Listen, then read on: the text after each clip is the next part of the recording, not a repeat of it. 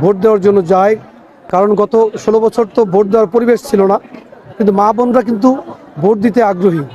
তো সেক্ষেত্রে তাদেরকে অভয় দেওয়া যে আপনারা ভোট কেন্দ্রে যাবেন, নির্বিঘ্নে ভোট কেন্দ্রে গিয়ে পছন্দের প্রার্থীকে ভোট দিবেন, সেক্ষেত্রে কোনো রকমের সমস্যা হবে না। এবং আপনারা বাংলাদেশে ভোটের অনুপাতে সমান সমান, অর্থাৎ নারী এবং পুরুষ ভোটের অনুপাত আপনারা জানেন যে সমান সমান। 4,05,02,000 ভোটার রয়েছে, তার মধ্যে অর্ধেক নারী ভোটার রয়েছে। নারী ভোটারদেরকে যদি আমরা ভোট কেন্দ্রে নিতে না পারি কোনো কারণে, তাহলে ভোটের টার্নওভার কিন্তু অনেক কম হবে।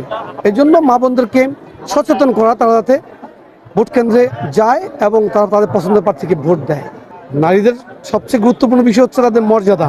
তারা যাতে সমাজে সম্মান নিয়ে বসবাস করতে পারে, শিকার না হয়, শিকার না হয়, কোনো রকমের খারাপ কমেন্টের শিকার না হয়, এবং সর্বোপরি নারী শিকার যাতে তারা না হয়।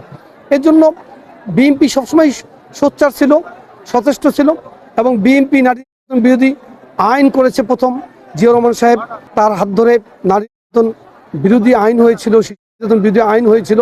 আমরা সবসময় নারীদেরকে সম্মান দিয়ে আসছি, এবং বিএনপি নারী বান্ধব একটি দল, এবং বিএনপি সরকার নারী বান্ধব একটি সরকার। এই জন্য নারীদেরকে আমরা যাতে সম্মান দিতে পারি সমাজে, তারা তাদের স্বাভাবিক জীবনযাপন করতে পারে, এই জন্য আমরা সচেষ্ট থাকব।